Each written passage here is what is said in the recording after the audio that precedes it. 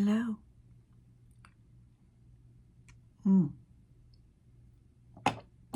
Welcome. I'm so glad you're here. I'm so glad that you've decided to join me for Romance Corner. Today, we're going to be introduced to a story that took place during the Victorian era, a love story.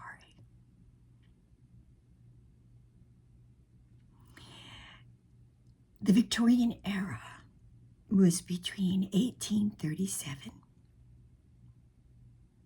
and 1901. Well, of course, it was a different time, wasn't it? No radio, no TV, no YouTube. Imagine.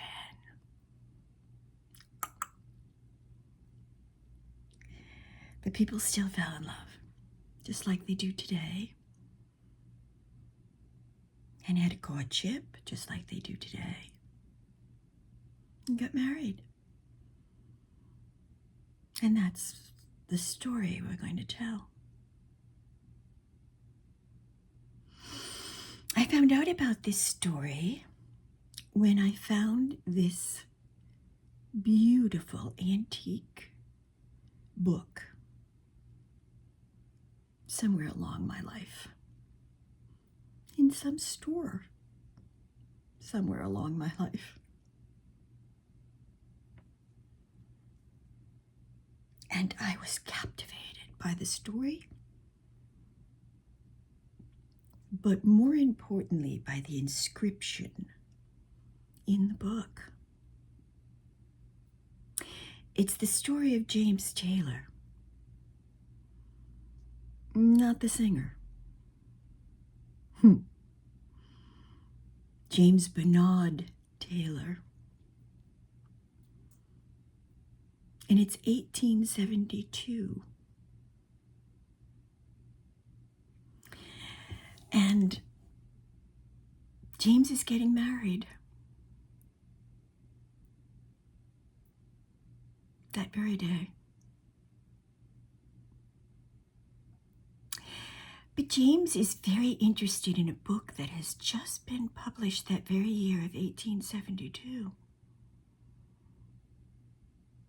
And he had heard that the book would be on the shelves in his local bookstore, in his village, the very day he was getting married. He had it in his heart to take it on the honeymoon. They were going to catch the train that night after they got married.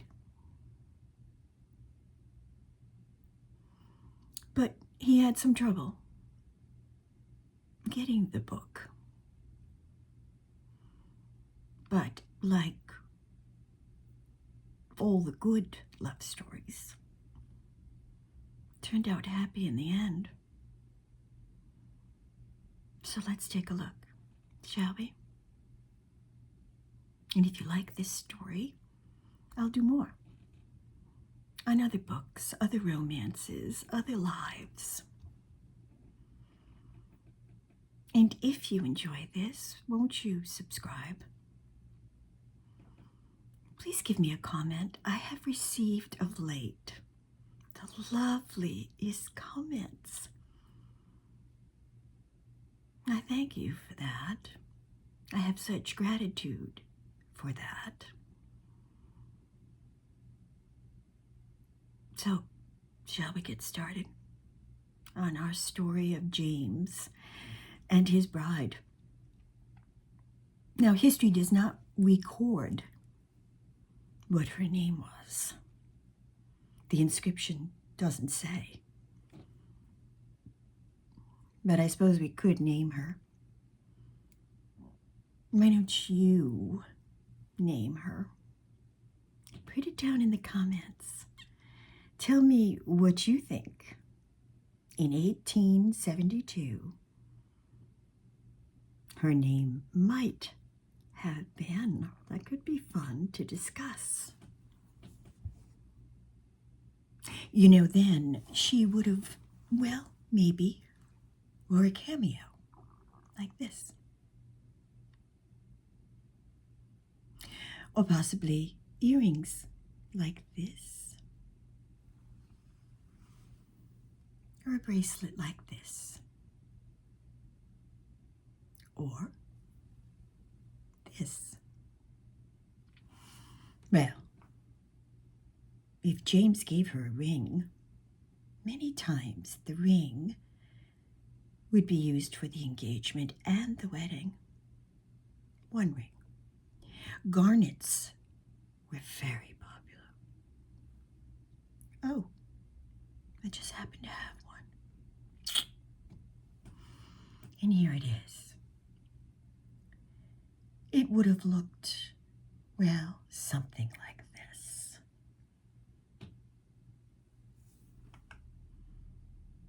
Or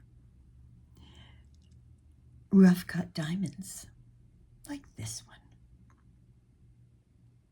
with onyx. Also popular. Let's get started.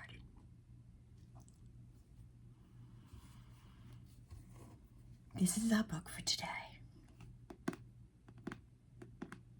It's quite beautiful. It's worn. What would we expect from the years it's been loved and read?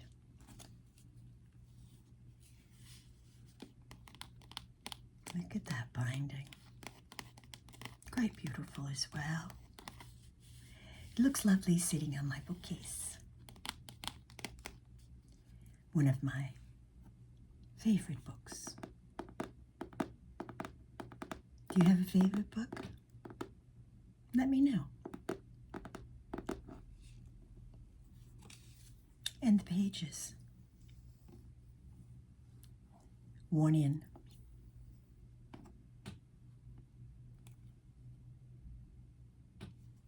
Well, let's get cozy, shall we? Get something to drink, perhaps. I'm having tea. Lemon tea.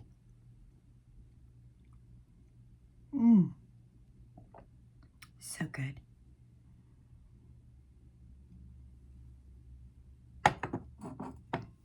Get cozy.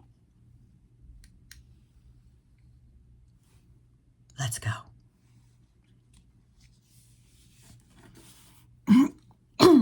It's called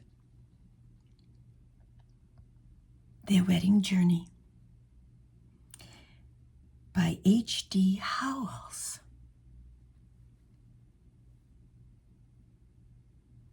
And let me show you what that looks like.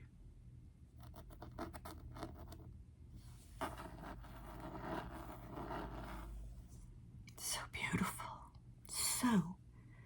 So beautiful. You see the gold? Well, let's jump right into the best part.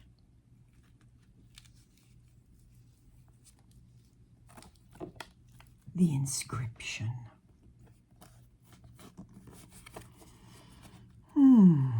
This was done with a very old-fashioned pen, as you might imagine. Look at that cursive handwriting. Isn't it beautiful? Let's read it.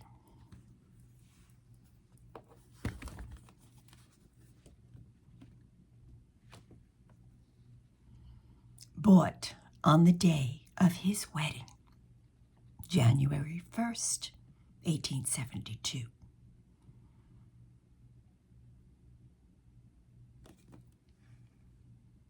By James Brenard, Taylor, and read aloud by him to his wife on their wedding journey. It was the first number sold, and after 6 p.m., at that, they were advertised beforehand to be on sale, but there were none in stock when called for on that day.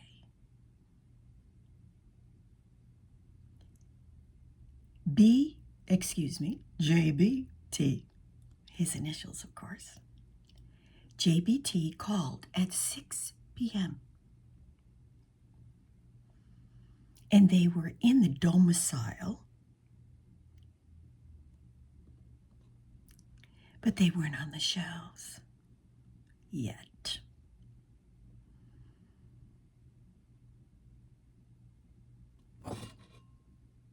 And he was able to secure one anyway.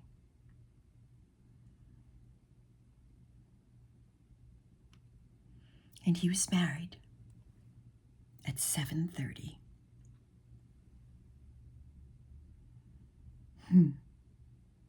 They took the night train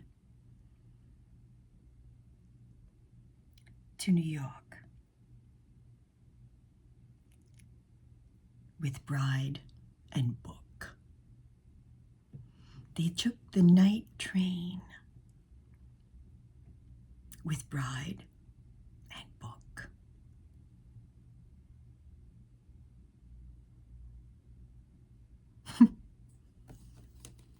Now, we don't know who wrote this.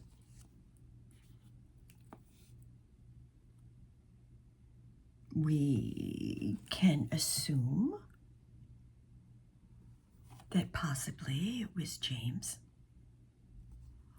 speaking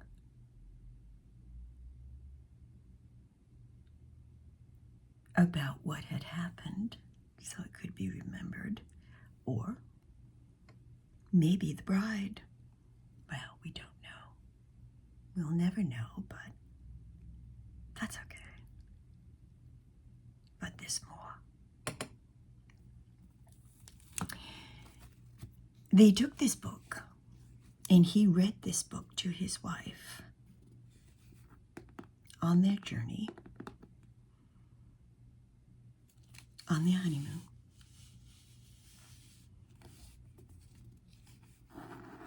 This was a gift that he wanted to give to her of himself, reading this book that had just come out, the first copy. We don't know if she was excited about it. I mean, it was the story of another person's wedding journey. And that's what the book is all about, a particular wedding journey. But imagine getting married at 7:30, getting on the train at 10,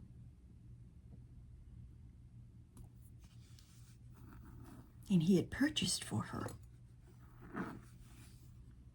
the very latest book that was coming out. This was a very big deal in those times, because reading aloud to a loved one was extremely popular. Fathers did it for children, mothers did it for parents. That's something that they did and they loved to do. But as I said, there's more. When you open the book, and when I opened the book, when I found it, there was something very special inside in various areas in the book. Another custom, another Victorian custom. You see, Victorians absolutely loved flowers in any form They loved him.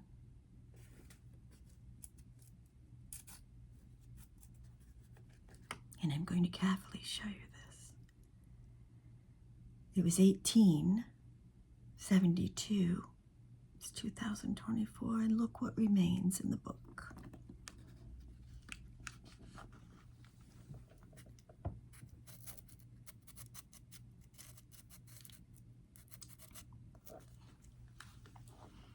That's about as much as I can show you without it falling apart. But isn't that romantic? Can you picture it? Perhaps they were in a field, walking, and they sat down in the daisies, and it was sunny and warm, and there was a slight breeze, and he picked a flower for her. She held it while he read the book.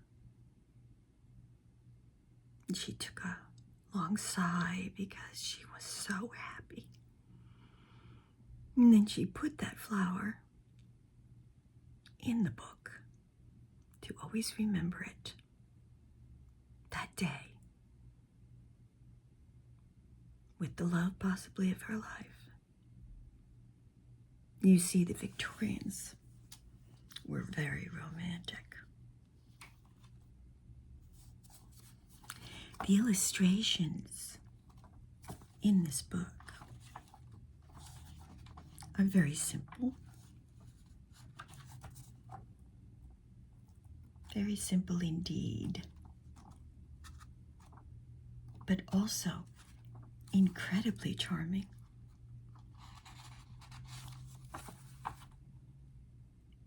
Here's a simple drawing of the train that they took. Imagine. Can you hear it? Can you hear the sound of the train on the tracks? Bumbling along, not too fast. And all the smoke.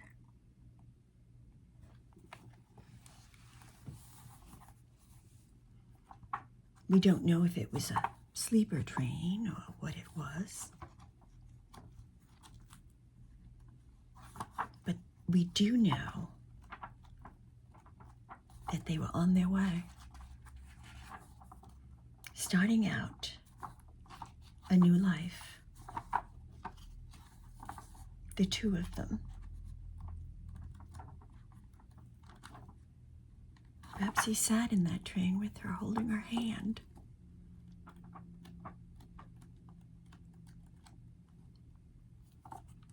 What do you think?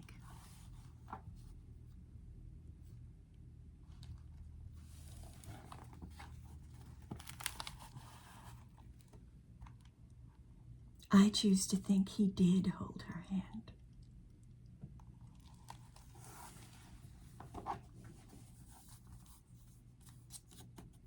I choose to think he loved her his whole life.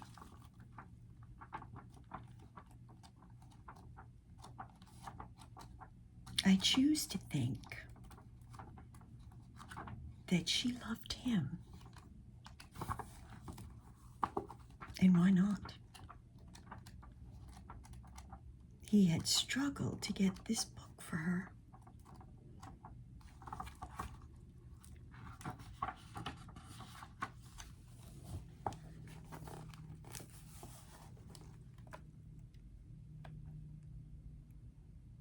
Isn't she lovely? With her hat and her beautiful earrings and upsweep of hair.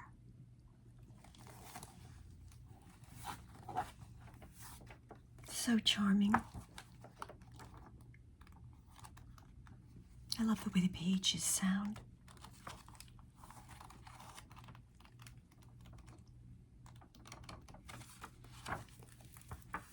I thought I'd read you just a very quick portion.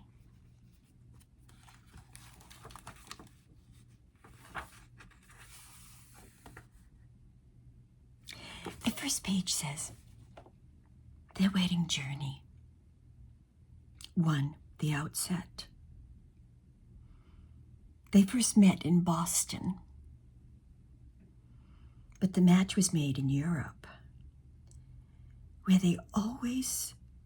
afterwards they always saw each other, whither, indeed, he followed her, and there the match was also broken off. Why it was broken off and why it was renewed after a lapse of years is part of quite a long love story, which I do not think myself qualified to rehearse. Distrusting my fitness for a sustained or involved narration,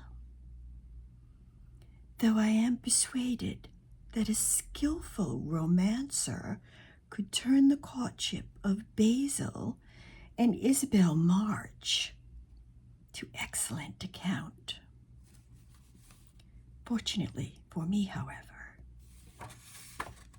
in attempting to tell the reader of the wedding journey of a newly married couple, no longer very young, to be sure, but still fresh in the light of their love, I shall have nothing to do but to talk of some ordinary traits of American life, as these appeared to them, to speak a little of well-known and easily accessible places, to present now a bit of landscape, and now a sketch of character. They had agreed to make their wedding journey in the simplest and quietest way, and as it did not take place at once after their marriage, but some weeks later, it had all the desired charm of privacy from the outset.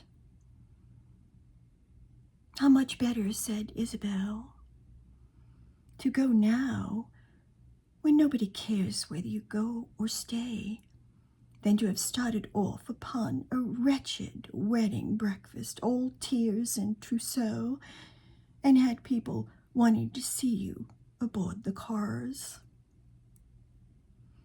Now there will not be a suspicion of honeymoonshine about us. We shall go just like anybody else, with a difference, dear, with a difference. And she took Basil's cheeks between her hands. In order to do this, she had to run around the table, for they were at dinner, and Isabel's aunt, with whom they had begun married life, sat substantial between them. It was rather a girlish thing for Isabel, and she added, with a conscious blush, "We are past our first youth, you know, and we shall not strike the public as bridal, shall we? My one horror in life is an evident bride." Well, that's all we have time for today in our romance corner. Let me know if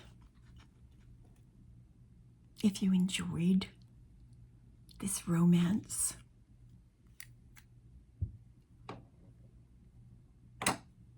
Of Isabel and her husband that was read to another couple on a train. Perhaps those excerpts I just read to you were the first things. They had to be. And maybe it was on that train. A young couple starting out, learning about another couple somewhere,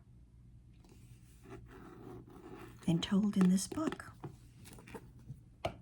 by W.D. Howells, called Their Wedding Journey.